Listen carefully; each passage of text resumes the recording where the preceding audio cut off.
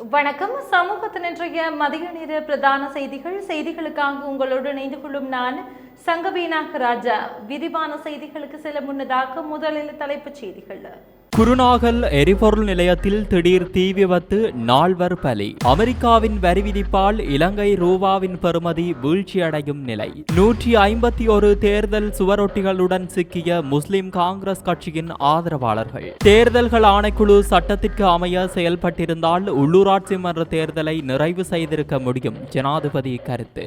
புத்தாண்டை முன்னிட்டு பயணிகளுக்காக விசேட போக்குவரத்து திட்டம். மோட்டார் சைக்கிள் மதிலுடன் மோதி கோர விபத்து, யாழ் இளைஞன் பலி. வீடொன்றில் திடீர் தீ விபத்து, பெறுமதியான பொருட்கள் எரிந்து சாம்பல். மியான்மர் நிவாரண வாகனங்கள் மீது இராணுவத்தினர் துப்பாக்கிச்சூடு. இந்தோனேஷியாவில் சக்தி வாய்ந்த நிலநடுக்கம். குருநாகல் பெகர பகுதியில் உள்ள எரிபொருள் நிரப்பு நிலையம் ஒன்றில் ஏற்பட்ட தீ விபத்தில் 4 பேர் உயிரிழந்துள்ளனர். எரிபொருள் நிலையத்தின் மேலாளர் உட்பட 4 பேர் இவ்வாறு உயிரிழந்துள்ளதுடன் மேலும் 4 பேர் காயமடைந்துள்ளனர். இந்த தீ விபத்து நேற்றிரவு ஏற்பட்டுள்ளதாக தெரிவிக்கப்படுகிறது. காயமடைந்தவர்கள் குருநாகல் போதனா வைத்தியசாலையில் அனுமதிக்கப்பட்டுள்ளதாக தெரிவிக்கப்படுகிறது. இதேவேளை குருநாகல் மாநகர சபையின் தீயணைப்பு பிரிவு இணைந்து தீயை கட்டுப்படுத்தியுள்ளதாக போலீசார் குறிப்பிட்டுள்ளனர். நகரசபை ஊழியர்கள் 2வது எரிவாயு தொட்டியை பாதுகாக்க முடிந்தமையினால் மேலும் அழிவு தடுக்கப்பட்டுள்ளது. வெடிப்பு நிகழ்ந்த சுமார் 2.5 மணி நேரத்துக்கு பிறகே தீ முழுமையாக அணைக்கப்பட்டதாகவும் கூறப்படுகிறது. அந்த நிலையத்தில் எல்பி எரிவாயுவை நிரப்ப வாகனம் ஒன்று வந்தபோது இரவு 11 மணியளவில் இந்த சம்பவம் நிகழ்ந்துள்ளது. சம்பவத்தின் போது அந்த இடத்தில் இருந்த 2 எரிவாயு தொட்டிகளில் ஒவ்வொன்றும் சுமார் 6000 லிட்டர் எரிவாயுவை கொண்டுள்ளதாக கூறப்படுகிறது. இந்த நிலையில் எரிவாயு நிரப்பும் பணியின் போது வெடிப்பு ஏற்பட்டு அந்த பகுதியே தீப்பிடித்து எரிந்ததாக ஆரம்பகட்ட விசாரணைகள் மூலம் தெரிய வந்துள்ளது. மேலும் சம்பவம் தொடர்பான மேலதிக விசாரணைகளை குருநாகல் போலீசார் மேற்கொண்டு வருகின்றனர். அமெரிக்க ஜனாதிபதி டொனால்ட் ட்ரம்பின் வரி அமுலாக்கம் காரணமாக இலங்கை ரூபாவின் பெறுமதி வீழ்ச்சியடையும் நிலை ஏற்பட்டிருப்பதாக நாணய பரிமாற்றத்துறையினர் தெரிவித்துள்ளனர்.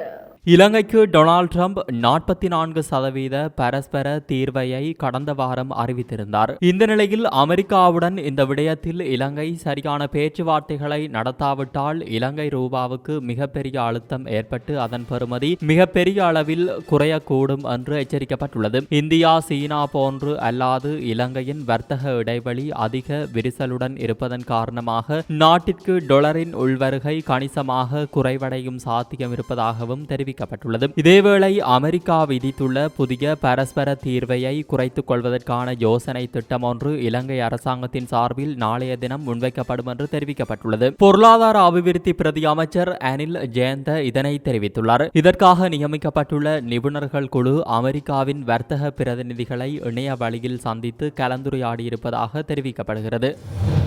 அமெரிக்காவின் புதிய வரி விதிப்பு தொடர்பில் வெளிவிவகார அமைச்சர் விஜித ஹேரத் மற்றும் அமெரிக்க தூதுவர் ஜூலி சங் ஆகியோருக்கு இடையில் கலந்துரையாடல் ஒன்று நேற்று இடம்பெற்றுள்ளது.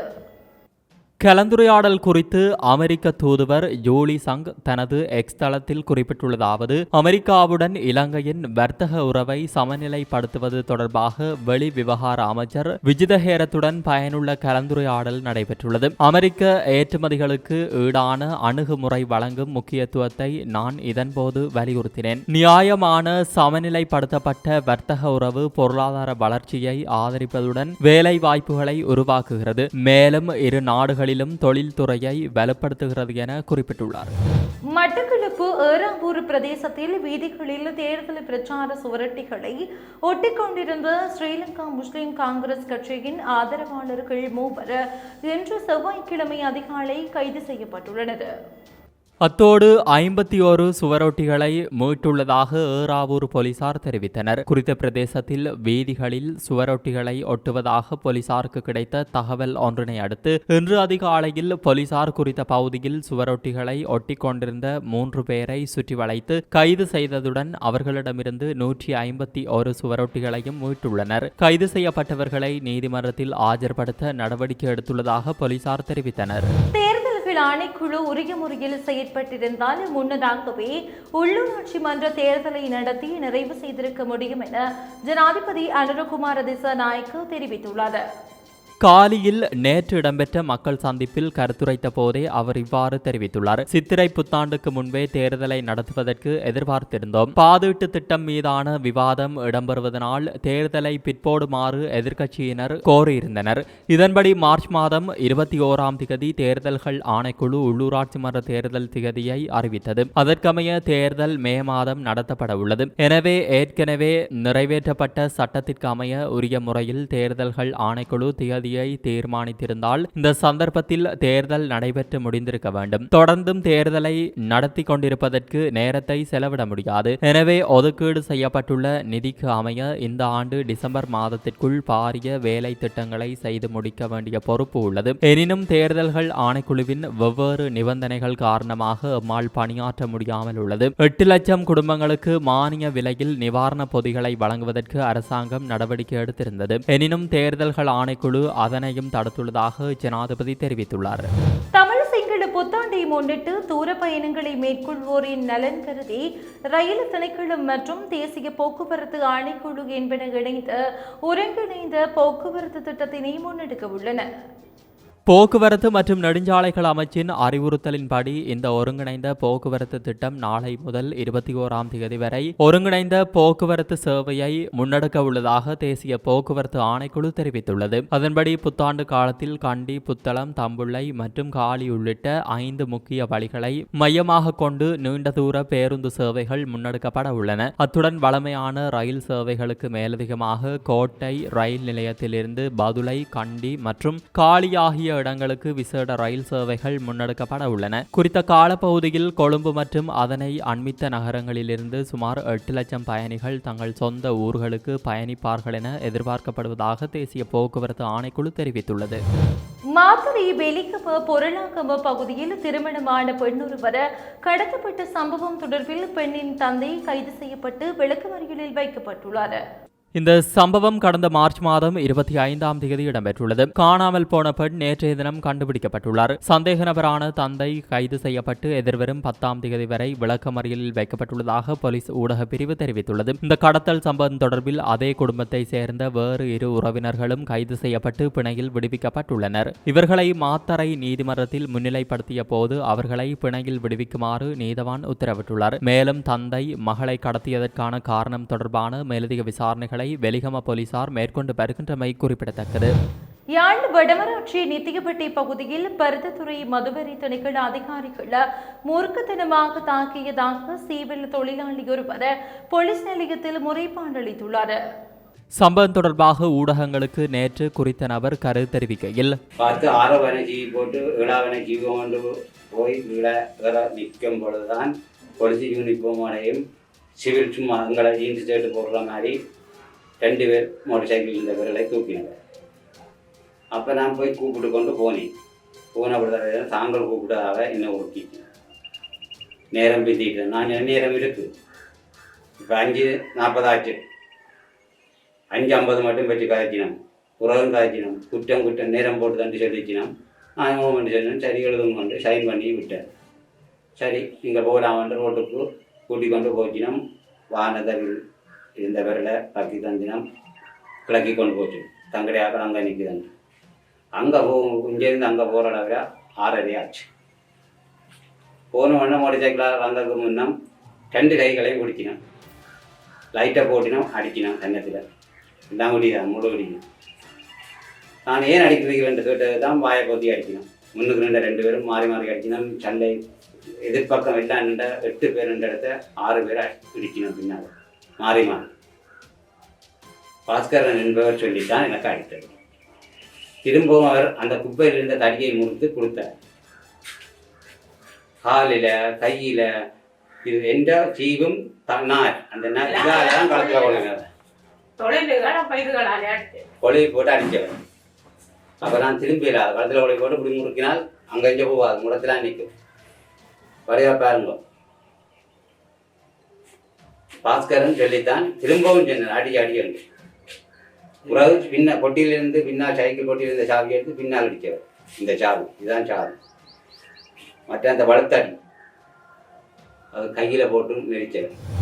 பருத்தித்துறை மந்திகை மடத்தடி பகுதியில் இடம்பெற்ற விபத்தில் இளைஞர் ஒருவர் உயிரிழந்துள்ளார்.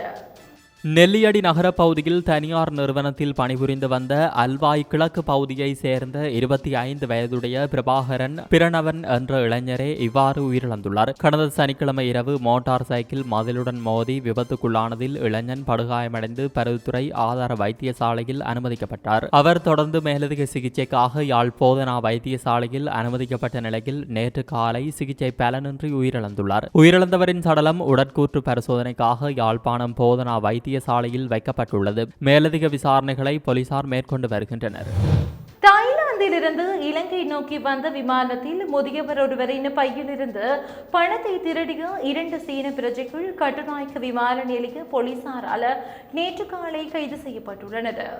இலங்கை மற்றும் அமெரிக்க இரட்டை குடியுரிமை பெற்ற 71 வயதுடைய முதியவர் ஒருவரின் பையிலிருந்தே பணம் திருடப்பட்டுள்ளது. இந்த முதியவர் ராகம பிரதேசத்தில் உள்ள தனது உறவினர்களை பார்ப்பதற்காக தாய்லாந்தின் பேங்காக் நகரிலிருந்து கட்டுநாயக்க விமான நிலையத்தை நோக்கி பயணித்துள்ளார். இதன்போது அதே விமானத்தில் பயணித்த சீன பிரஜைகள் இருவர் முதியவர் உறங்கிக் கொண்டிருக்கும் போது அவரது பையிலிருந்து 60,000 ரூபாய் இலங்கை பணம் மற்றும் $2,000 திருடியுள்ளனர். தனது பையிலிருந்த பணம் திருடப்பட்டதை அறிந்து கொண்ட முதியவர் இது தொடர்பில் உடனடியாக விமான நிலையத்தில் இருந்த பணியாளர்களிடம் தெரிவித்துள்ளார். பின்னர் கட்டுநாயக்க விமான நிலையத்தில் விமானம் தரையிறங்கியதை அடுத்து விமான நிலைய போலீசாரால் மேற்கொள்ளப்பட்ட சோதனையில் சீன பிரஜைகள் இருவரும் கைது செய்யப்பட்டுள்ளனர்.